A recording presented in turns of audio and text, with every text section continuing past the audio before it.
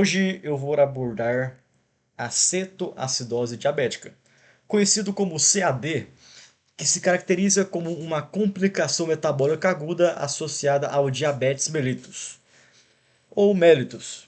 Bom, trata-se de uma condição de alta gravidade, potencialmente fatal, resultante de uma descompensação metabólica severa, na qual há deficiência absoluta ou relativa de insulina, levando a profundas alterações no metabolismo energético.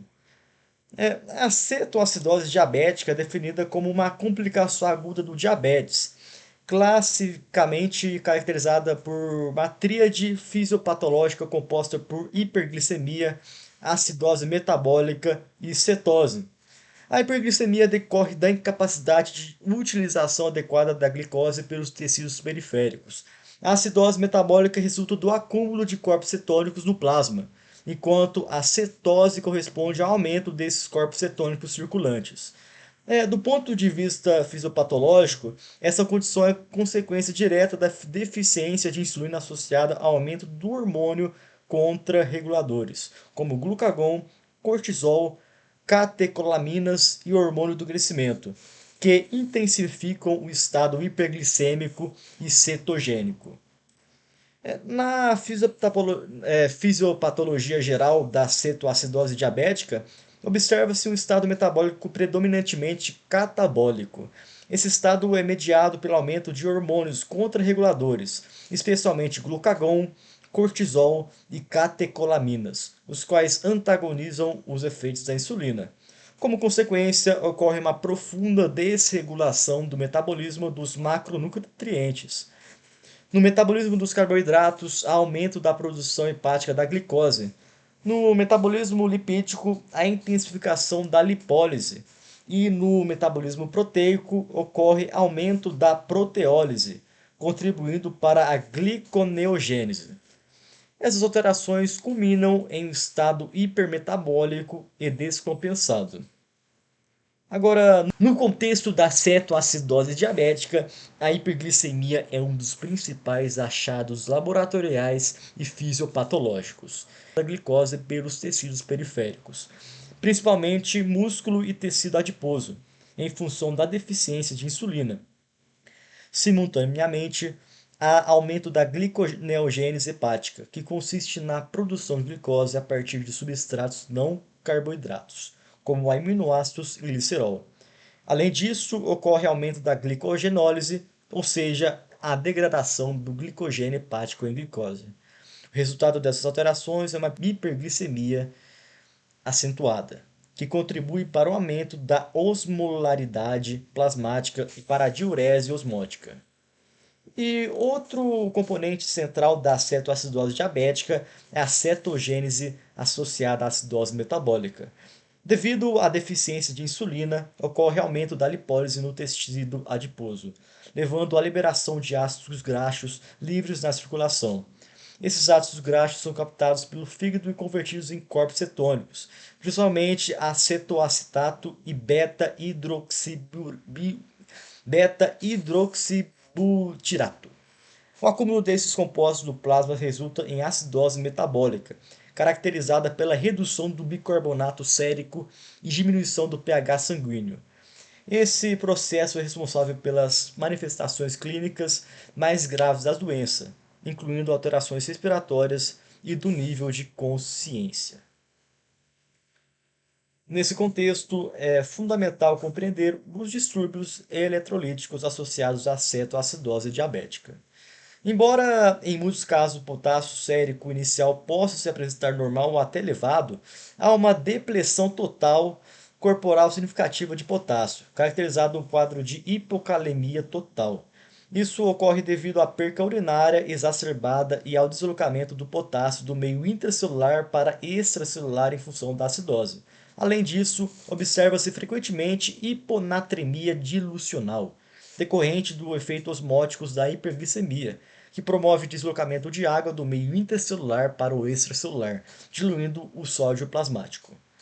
A diurese osmótica induzida pela hiperglicemia leva a uma desidratação importante, com a perda significativamente de água e eletrólitos. como consequência global, há aumento da osmolaridade plasmática, o que contribui para alterações neurológicas e agravamento do estado clínico do paciente. Do ponto de vista molecular, a cetoacidose diabética envolve alterações profundas nas vias de sinalização metabólica. A redução da ação da insulina leva à diminuição da expressão e da translocação do transportador de glucose GLUT4 para a membrana celular, especialmente em tecidos insulino-dependentes, como músculo esquelético e tecido adiposo, comprometendo a captação de glicose. Paralelamente, o aumento do glucagon estimula intensamente a gliconeogênese e a cetogênese hepática, contribuindo para a hiperglicemia e a produção de corpos cetônicos. O aumento de catecolaminas e cortisol potencializa a lipólise, principalmente por meio da ativação da lipase, hormônio sensível no tensino adiposo, promovendo a liberação de ácidos graxos livres na circulação. Esses mecanismos em conjunto sustentam o estado catabólico, descompensação metabólica caracterizado por tal doença. A produção de corpos cetônicos é um processo central na fisiopatologia da cetoacidose diabética. Os ácidos graxos livres liberados pela lipólise são transportados ao fígado, onde sofrem beta-oxidação mitocondrial, gerando grandes quantidades de acetil-CoA. Devido ao excesso de acetil-CoA e à limitação do ciclo de Krebs, em parte pela depressão de oxalacetato, que é desviado para a gliconeogênese, ocorre um desvio metabólico para a cetogênese.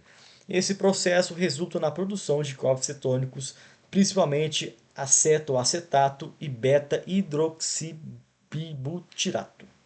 Liberações de íons de hidrogênio associadas a esses compostos leva ao consumo progressivo de bicarbonato plasmático, culminando em acidemia, que é a base da acidose metabólica observada nesses pacientes.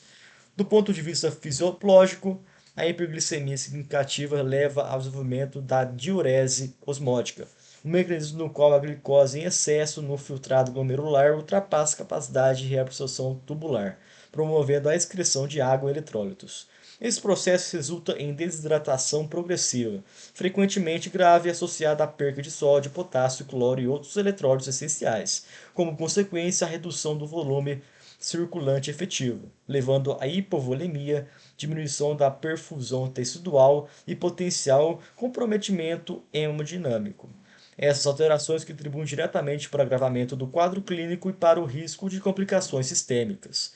Em resposta à acidose metabólica, o organismo desencadeia mecanismos compensatórios, sendo a principal deles a compensação respiratória.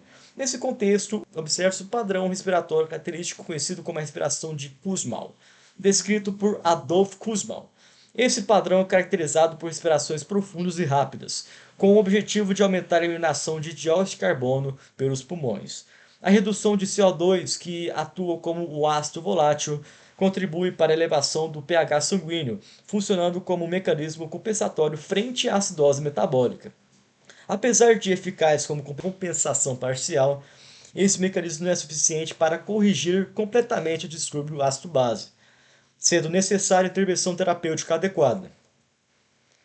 E no que se refere às manifestações clínicas da cetoacidose diabética, essa se reflete diretamente às alterações metabólicas e hidroeletrolíticas subjacentes. Os pacientes frequentemente apresentam poliúria e polidipsia, decorrentes da diurese osmóticas induzidas pela hiperglicemia, levando à perda excessiva de água e, consequentemente, aumento da ingestão hídrica. Sintomas gastrointestinais, como náuseas e vômitos, são comuns e estão associados tanto à acidose metabólica quanto à acetonemia. A dor abdominal também pode estar presente, podendo, em alguns casos, simular quadros abdominais agudos. Outro achado característico é o hálito cetônico, frequentemente descrito como um odor adocicado ou frutado, resultante da eliminação de acetona pelos pulmões. Em casos mais graves, observa-se a alteração do nível de consciência, que pode variar desde confusão mental até coma, geralmente relacionada à hiperosmolaridade e à acidose. Do ponto de vista histopatológico, a cetoacidose diabética pode estar associada a alterações em múltiplos órgãos. No fígado, pode-se observar esteatose hepática leve moderada, decorrente do aumento da mobilização e do acúmulo de lipídios. No pâncreas, especialmente em pacientes do tipo diabetes mellitus tipo 1, a destruição autoimune das células betas das ilhotas de Langerhans, responsáveis pela produção de insulina. Nos rins, a hipovolemia e a redução da perfusão renal podem levar ao desenvolvimento de lesão tubular aguda. E no sistema nervoso central, destaque-se o risco de edema cerebral, complicação grave e potencialmente fatal, mais frequentemente associadas em crianças e adolescentes, e também associada a rápidas alterações osmóticas durante o tratamento.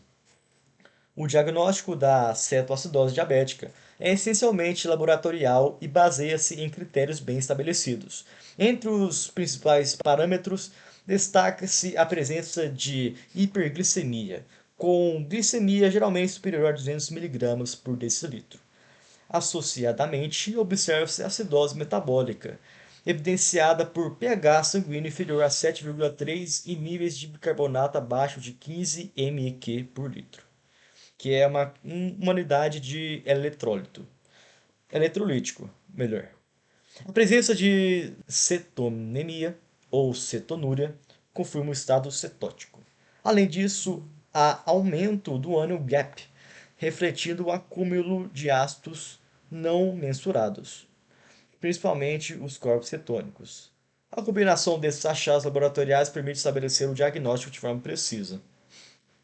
Os exames laboratoriais desempenham um papel fundamental tanto no diagnóstico quanto no monitoramento da cetoacidose diabética.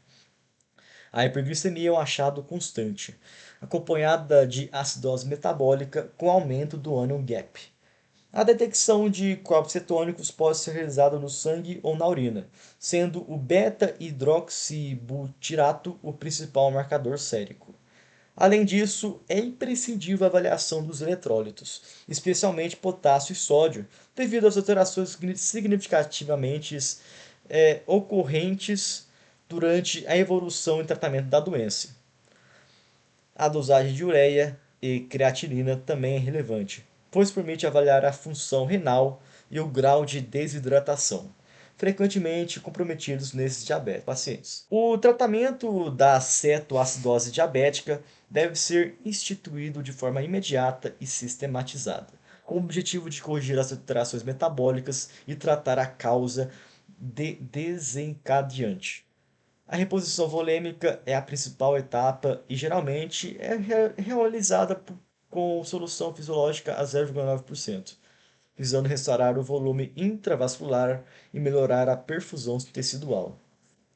A administração de insulina por via intravenosa de forma contínua é fundamental para reduzir a glicemia, inibir a lipólise e cessar a produção de corpos cetônicos. A correção do potássio deve ser cuidadosamente monitorada, uma vez que a insulinoterapia promove a entrada de potássio nas células, podendo precipitar hipocalemia grave. O uso de bicarbonato de sódio é reservado para casos de acidose extrema, geralmente quando o pH é inferior a 6,9. Por fim, é essencial identificar e tratar o fator desencadeante, como infecções, omissão de insulina ou outras condições clínicas associadas. No que diz a respeito ao prognóstico e à epidemiologia da cetoacidose diabética, observa-se que em centros especializados e com manejo adequado, a taxa de mortalidade é inferior a 1%. Entretanto, em contextos com menor acesso a recursos de saúde ou diagnóstico tardio, essa taxa pode alterar valores, fazendo com que aumente de 5 a 10%, evidenciando a gravidade potencial da condição. Do ponto de vista epidemiológico, a cetoacidose diabética é mais frequentemente observada em pacientes com DM1, embora também possa ocorrer em indivíduos com DM2, em situações de estresse metabólico significativamente altas. DM, para quem não sabe, é diabetes mellitus, na sigla. As principais causas desencadeantes incluem infecções que aumentam a liberação de hormônios contrarreguladores e a falha na administração de insulina, seja por omissão, erro terapêutico ou dificuldade de acesso ao tratamento. Dessa forma, o reconhecimento precoce e a intervenção adequada são determinantes para o desfecho favorável. Para concluir, reforço que a cetoacidose diabética é uma emergência metabólica de elevada complexidade, que exige diagnóstico rápido, compreensão aprofundada de sua fisiopatologia e manejo terapêutico rigoroso, a fim de prevenir complicações e reduzir a mortalidade. Agradeço a atenção de todos e coloco-me à disposição para eventuais dúvidas ou discussões. Esse trabalho foi desenvolvido pelos seguintes integrantes do grupo: Mariane Paiva de Magalhães, Breno Prisciliano Vilela de Andrade, Davi Melo Vilela, Marina Santana Zarantes, Marina Anderson e Mariana Rezende Barbosa. Muito obrigado.